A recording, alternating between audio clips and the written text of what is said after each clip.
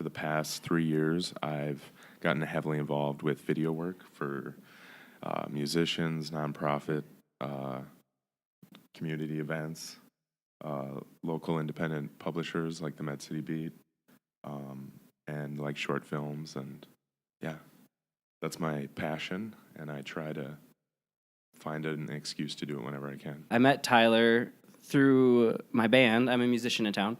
Yeah. Play with music videos. Yeah, play with Second Story, and Tyler came over one day to my basement. Yeah, we did an episode of the Rochester Experience. Yeah, and now we do Rochester Posse. Yep.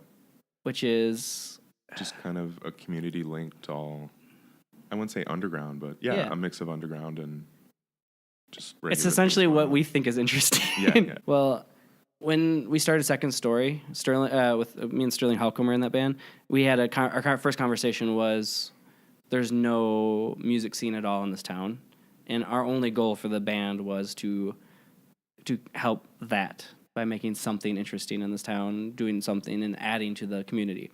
Because instead of complaining about it, let's add to it. Yeah. So we started off by doing that, and I mean, that was a couple of years ago, but in the last 6 months, really the last 6 weeks, this town seems like it's really paying attention for the first time. Yeah, Friday, Loudmouth Brass, John Sievers got a new band together, great musicians. They had a phenomenal show at Fox and Fern Floral in the Cook Park District. So they wanted to do some videos, and that was the first time I had gotten a chance to be in that space, and that was phenomenal. We kind of started doing a lot of kind of like little mock scenarios, or like turning situations that would otherwise be, just a sit-down interview into these like mini movies. And just expanding that, of going past that, I'm a business and I'm selling this, or I'm an entrepreneur and I've got this. It's more like, I'm a person, this is what I'm passionate about.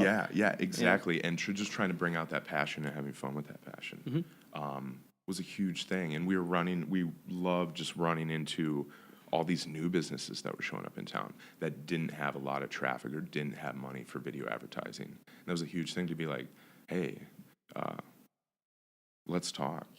We started doing the Rochester Experience, and that was it just kind of changed the ball game of, now that I don't have a host, how am I talking to these people and presenting these people? And yeah, that's where I ended up running into Mike, is like, you have all these bands in town and there's no videos of them and music videos and just anything. Rochester Posse essentially wasn't anything at first. It was just essentially somewhere to put what we were doing.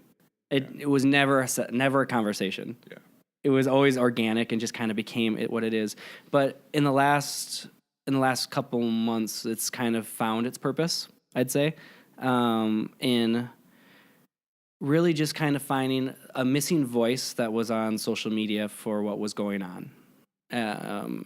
There was some little offshoots of it, I think. Yeah. But for the stuff that the 20-year-old, the millennial, wanted to know what was going on, the stuff that hopefully, our goal, and hopefully we can find the teenagers, because I don't know where the teenagers exist in this town. We realized that the page had 3,000 something likes. Yeah. So but we had just had such consistent content for exactly 2 or 3 years. And you get a post of your friend sharing something, and that friend's band only has 250 people sharing it. It's not going to get that far, so we have a little bigger of a reach to get it out there and share more stuff. And then more than just sharing it, sharing our feelings and our excitement about it. I would always dip out to Chicago. I used to live there for a while for school, and I always used to dip out to Chicago to see Lollapalooza every summer. For a while, I was like, nobody was, Mark Wheat on The Current would mention Lollapalooza going down. But then I got in this habit of, right after getting back on that Monday, calling The Current and being like, yeah, our Minnesota bands just, kicked ass at, Lolla. And it's funny just even seeing a local band from Minneapolis go to a show like that and be like, wow, this is the biggest crowd we've ever experienced, and just to follow that. And I don't know, I just had this thing, because Mark would always talk about it, and he'd always call it the Rochester Posse when I'd call. or when he would reference anything going on down here as like an identity in a way. And it was just fun being like, well, now they have an official like Lollapalooza person that goes there and does like pure gonzo coverage. But yeah, just calling in like that became the idea of an identity, like, hey, let's represent for Minnesota.